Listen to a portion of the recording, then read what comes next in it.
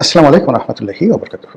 সম্মানিত দর্শক, নতুন সরকারের জন্য এই যে পবিত্র মাহে রমজান চলছে, মাহে রমজানের পরেই কতগুলো চাপ চলে আসবে, মারাত্মক কতগুলো চাপ। এর মধ্যে এক নম্বর চাপ হলো পুলিশ হত্যার বিচার নিয়ে বিভিন্ন সামাজিক মাধ্যমে যে তোলপাড় করা কাণ্ড ঘটে যাচ্ছে, এবং সরকারের পক্ষ থেকেও পুলিশ হত্যার বিচারের ব্যাপারে যে গ্রিন সিগন্যাল দেওয়া হয়েছে, এ ব্যাপারে সরকারকে এগোতে হবে এবং তাকে একটা সিদ্ধান্তে আসতে হবে। তাকে আগের সরকারের মানে ডক্টর মোহাম্মদ ইউনূস সরকারের যে ইন্ডিমিনিটি ছিল সেটা অনুসরণ করতে হবে এবং বলতে হবে যে আমরা এই ইন্ডিমিনিটিকে সমর্থন করি এবং পুলিশ হত্যার বিচার হবে না। এবং এই কাজ যদি তারা করে তাহলে লং রানে তারা পুলিশের কাছ থেকে কোনো রকম কোঅপারেশন পাবে না এবং পুলিশের যে মোরাল ক্যারেজ এটা বাড়বে না। এখন দু চারজন পুলিশ কর্মকর্তা যারা টহল দিচ্ছেন, যেমন মাসুদ একা, ডিসি মাসুদ, তিনি চেষ্টা করছেন, কিন্তু তিনি একা কি করবেন? তার পুলিশকে তিনি কিন্তু মুভ করাতে পারছেন না। উল্টো তাকে যেভাবে সাইবার বুলিংয়ের শিকার হতে হচ্ছে, এতে করে যে কোনো সময় তার চাকরি চলে যেতে পারে, যে কোনো সময় তার চাকরি চলে যেতে পারে। পুরো বাহিনী যদি তার সঙ্গে না থাকে, পুরো চেইন অফ কমান্ড যদি না থাকে, তাহলে একা ডিসি মাসুদের পক্ষে কোনো কিছু করা সম্ভব নয়।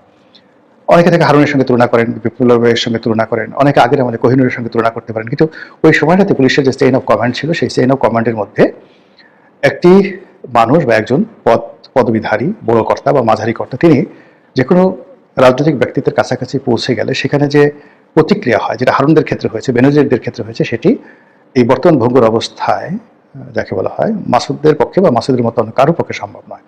বোঝার চেষ্টা করুন যে গত 17 মাসে আমরা একমাত্র মাসুদ ছাড়া অন্য কোনো পুলিশ কর্মকর্তার নাম জানি না। অথচ যদি পুলিশের স্বাভাবিকতা থাকতো তাহলে অন্তত এরকম 1 ডজন মাসুদের নাম আমাদের মুখস্থ হয়ে যেত। আবার এই যে মাসুদ মাদকের বিরুদ্ধে সে অপারেশন পরিচালনা করেছে, এটি সারা দেশের মানুষের কিন্তু সমর্থন পাচ্ছে, শান্তিপ্রিয় মানুষ। আমি বেশ কয়েকবার এটা নিয়ে সাবেক আইজি বেনজির, তার সাথে কথা বলেছি। বেনজির সাহেব যখন র্যাবের ডিজি ছিলেন তখন তাকে দিয়ে বেশ কয়েকটা অপারেশন চালানো হয়েছে। আমার যেমন নাইম রোড, ধানমন্ডি লেকের পাড়, রমনা পার্ক, এই সমস্ত এলাকায় বেশ কয়েকটা অপারেশন চালানো হয়েছে। কিন্তু ওই আমলে কিন্তু এই সরোয়ার্দী উদ্যান যে এলাকাটাতে ডিসি মাসুদ অপারেশন চালিয়েছে, এটা বেনজিররাও পারেননি। আমি এটা নিয়ে নয়াদিগন্তে লিখেছি, বাংলাদেশ প্রতিদিনে লিখেছি, ওদের যে মানে উপসম্পাদকীয়, সেখানে বিস্তারিত লেখা লিখেছি। তো সেটা পুলিশ রেসপন্ড করেছিল, কিন্তু শুধুমাত্র ওই জায়গাটাতে যেখানে মাসুদ করেছে সেই জায়গাটাতে সেই মানে শেখ হাসিনার জমানার শক্তিশালী পুলিশ কিন্তু সেখানে হাত দেয়নি। তো কাজে মাসুদ এখানে হাত দিয়েছেন, হাত দেওয়ার সঙ্গে সঙ্গে তার হাত অনেকটা পুড়ে গেছে।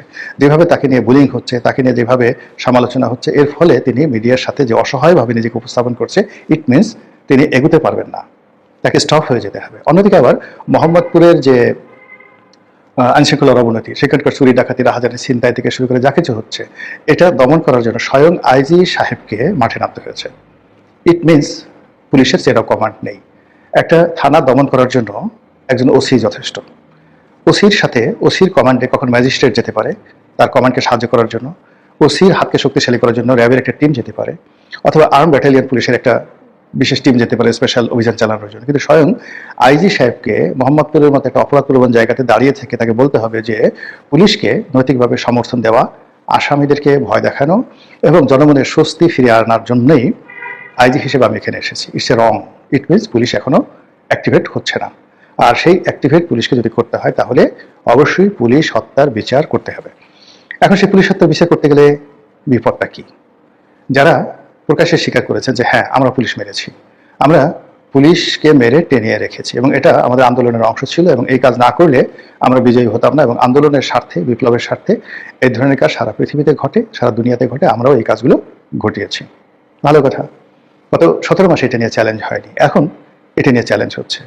ইতিমধ্যে একজন সমন্বয়কে গ্রেপ্তার করা হয়েছে, আরেকজন সেই যে আলোচিত সমন্বয়ক নেতা হবিগঞ্জের, তাকেও গ্রেপ্তার করা হয়েছিল কলকাতাতে। সেখান থেকে তিনি কোনো মতে, কলকাতা না দিল্লি এয়ারপোর্টে, সেখান থেকে তিনি কোনো মতে ফিরে এসেছেন।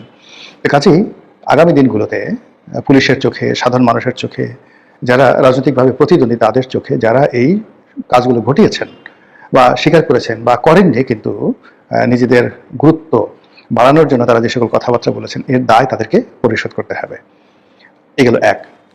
দ্বিতীয়ত হলো, যারা এই সমস্ত কর্মকাণ্ড করেছে তারা এখন বলার চেষ্টা করবেন যে আমরা এই কাজগুলো করেছি বিএনপির সাথে মিলেমিশে, বিএনপির অমুক অমুক ছিল, এবং ইতিমধ্যে একজন সমন্বয়ক তিনি রীতিমতো হুমকি দিয়েছেন যে আমরা ফাঁস করে দেব সেই কারা লন্ডন থেকে আমাদেরকে কখন কি উপদেশ দিয়েছেন, কি নির্দেশ দিয়েছেন, কি লজিস্টিক সাপোর্ট দিয়েছেন। এই গেল একটা বিপত্তি। আরেকজন আবার বলার চেষ্টা করছেন যে বিএনপি যারা লোকজন সেই সমন্বয়কের সেই যে ফটো কার্ড ইন্টারনেটে ছাড়ানো হয়েছে সেটার প্রেক্ষিতে বলার চেষ্টা করছেন যে ওর এত বড় সাহস, ও প্রধানমন্ত্রী তারেক রহমান সাহেবের নাম উল্লেখ করে কথাবার্তা বলছে, ওকে এক্ষুনি গ্রেপ্তার করা হোক। তো এরকম যে ধাক্কা থেকে এই রোজার মাসে শুরু হচ্ছে, এটা রীতিমতো রোজার পরে বুমেরাং হবে এবং ব্রাস্টিং হয়ে যাবে, জাস্ট লাইক সুনামির মতো এটা হয়ে যাবে। দ্বিতীয়ত আপনি দেখবেন যে এইবার মন্ত্রী পরিষদে অনেকে চান্স পেয়েছেন, আমি নাম বলবো না, যাদের মন্ত্রী পরিষদে চান্স পাওয়া তো দূরের কথা, এমপি হয়তো দূরের কথা, তাদের অনেকের মেম্বার হওয়ার পর্যন্ত যোগ্যতা ছিল না, কিন্তু তারা হয়েছেন। এখন বিএনপির ভিতরে বাইরে বলা হচ্ছে যে এদেরকে দিয়ে কি কিছু করা হয়েছে, বা ওই যে ডিবি হারুন শেষ মুহূর্তে যাদেরকে গ্রেপ্তার করা হয়েছিল তাদেরকে তো এখন ক্ষমতার অনেক কেন্দ্রে দেখা যাচ্ছে, যারা সরাসরি বিএনপি রাজনীতির সাথে জড়িত নয়। তো তাদেরকে দ্বারা কি কোনো কাজ করানো হয়েছে, তাদের কাছে কি কোনো গোপন তথ্য আছে, এবং তাদের সেই গোপন তথ্য যাতে পাচার না হয় এবং তারা যেন অনুগত থাকে, কৃতজ্ঞ থাকে, এজন্যই কি মূলত তাদেরকে বিএনপি পদ পদবি দিয়ে অনুগত রেখেছে? এই প্রশ্নটা চলে আসছে। এরপরে হলো যে ওই সময়টাতে, আন্দোলনের ওই সময়টাতে তখনও পর্যন্ত জামাতের সাথে বিএনপির কিন্তু সম্পর্ক ভালো ছিল, বিশেষ করে নেতৃত্ব পর্যায়ে কিন্তু তখনও সম্পর্ক ভালো ছিল। 2024 সনের যদি আগস্টের আগে জুন, এপ্রিল, মে, জুনের কথা চিন্তা করেন, তখনও পর্যন্ত জামাতের সঙ্গে বিএনপির সম্পর্ক ভালো ছিল। এবং জামাত যদি এই সকল কথাবার্তা, বিএনপির নেতৃত্বের সাথে কথাবার্তা রেকর্ডগুলো তাদের কাছে রেখে থাকে, ফলে আগামীতে যদি এই পুলিশ হত্যার বিচার নিয়ে কাউকে ফাঁসানোর চেষ্টা করা হয়, তাহলে এটা নিয়ে রীতিমতো কোয়ার্টার গেট কেলেঙ্কারি শুরু হয়ে যাবে। কিন্তু এটা করতে হবে, এটা বিএনপিকে অ্যাভয়েড করা যাবে না। এটা মানে বিএনপির জন্য অনেকটা সেই কর্নেল তাহেরের ফাঁসির মতো অবস্থা, এই ঝুঁকি তাকে নিতেই হবে। কর্নেল তাহেরের ফাঁসি দেওয়া ছাড়া জেনারেল জিয়াউর রহমানের কোনো উপায় ছিল না। আবার কর্নেল তাহেরকে ফাঁসি দেওয়ার কারণে ইতিহাসে তিনি যেভাবে নিষ্ঠুর শাসক হিসেবে নিন্দিত হয়ে আছেন এখনো পর্যন্ত, এবং যেভাবে তাকে বিট্রেয়ার হিসেবে জাসদের লোকজন এখন পর্যন্ত তাকে অভিসম্পাত করে, ঠিক এই সময়টিতেও দেশের স্বার্থে, জনগণের স্বার্থে, অ্যাডমিনিস্ট্রেশনের স্বার্থে, পুলিশের যাকে বলা হয় চেইন অফ কমান্ড ফিরিয়ে আনার জন্য বর্তমান সরকারকে অবশ্যই পুলিশ হত্যার ব্যাপারে কার্যকর ভূমিকা নিতে হবে। এবং এটা নামকাস্তে লোক দেখানো হলে চলবে না, গণতন্ত্রের ধারাবাহিকতা বজায় রেখেই এই কাজ করতে হবে। এবং এই কাজের সঙ্গে স্নাইপার রাইফেল আসবে, এই কাজের সঙ্গে 7.62 বোরের যে রাইফেল, সেই রাইফেলের গুলি, তারপরে কারা গুলি করেছে। এবং ব্রিগেডিয়ার সাখাওয়াত যে বক্তব্য দিয়েছেন যে যাদেরকে দিয়ে এই গুলিগুলো করানো হয়েছে তারা দেখতে আমাদের মতো নয়, মানে আমাদের মতো নয়, ভারতের মতো নয়, স্পষ্টতই বলা হচ্ছে পাকিস্তানের লোকজনের মতো দেখতে, ইউরোপিয়ানের মতো দেখতে, অথবা আফগানিস্তানের লোকের মতো দেখতে, হোয়াট এভার মেবি। বাংলাদেশ এবং ভারতের মানুষ কিন্তু দেখতে একই রকম। অর্থাৎ রয়ের লোক যদি এই কাজ করতো, ডিজিএফআই লোক এই কাজ করতো, বাংলাদেশ পুলিশের লোক এই কাজ করতো, ইট সিমস দ্য সিমিলারিটি। কিন্তু সেটি ব্রিগেডিয়ার সাখাওয়াতের বক্তব্যে ফুটে উঠেছে যে না, এখানে অন্য কেউ ছিল। তাই এই অন্য কেউ কারা এনেছে? বাকি ডিপ স্টেট এনেছে, জামাত এনেছে, বিএনপি এনেছে, আওয়ামী লীগ এনেছে, এগুলো সামনে আসতেই হবে। সবচেয়ে মারাত্মক বিপদ হবে যে এই ঘটনার সঙ্গে সেনাবাহিনী কতটা সম্পৃক্ত ছিল, সেনাবাহিনীর কারা কারা এর সাথে জড়িত ছিল, বা কারা কারা এর সাথে জড়িত ছিল না, এই বিষয়গুলো সামনে চলে আসবে। ফলে আরেক দফা এই পুলিশ হত্যাকাণ্ড, এটাকে অ্যাভয়েড করা যাবে না, কিন্তু এটাকে নিয়ে যখন আপনি নাড়াচাড়া করবেন, কেসও খুলতে গিয়ে সাপ বের হয়ে আসবে এবং রাজনীতির সমস্ত ধারাপাত উলটপালট হয়ে যাবে। এগুলো একটা। 2 নম্বর হল যে গত 17 মাসে যে মবগুলো হয়েছে, ইতিমধ্যে ঢাকা বিশ্ববিদ্যালয়ের সাহসী শিক্ষক হাফিজুর রহমান কার্জন তিনি ঘোষণা দিয়েছেন যে তিনি 32 নম্বর ভাঙার অপরাধে ডক্টর মোহাম্মদ ইউনূস এবং তার যারা অ্যালাইড তার বিরুদ্ধে মামলা করবেন। এই কার্জনকে আসলে কার্জনের এত সাহস ছিল না। আমাদের ডিপার্টমেন্টের ছেলে, ভালো ছাত্র, পড়াশোনা করেছে, নম্র বন্ধু, ওর কখনোই এত সাহস ছিল না। ওকে এই জেলে নেওয়াটা ভীষণ রকম একটা অন্যায় হয়ে গেছে। এ জেলে নেওয়ার পরে সাহস বেড়ে গেছে। এখন আপনি একে মারতেও পারবেন না, কিছুই করতে পারবেন না। এখন এ যদি মানে আইনের ছাত্র সেইভাবে কোনো একটা কোর্টে মামলা সাবমিট করে, সেটা আজ হোক, কাল হোক, 10 বছর পরে হোক, 20 বছর পরে হোক, এটা একটা রেকর্ড থেকে যাবে এবং সেই মামলা এই বর্তমান জমানাতে যারা আছেন তারা এবং ডক্টর মোহাম্মদ ইউনূস তাদেরকে ভোগাবে।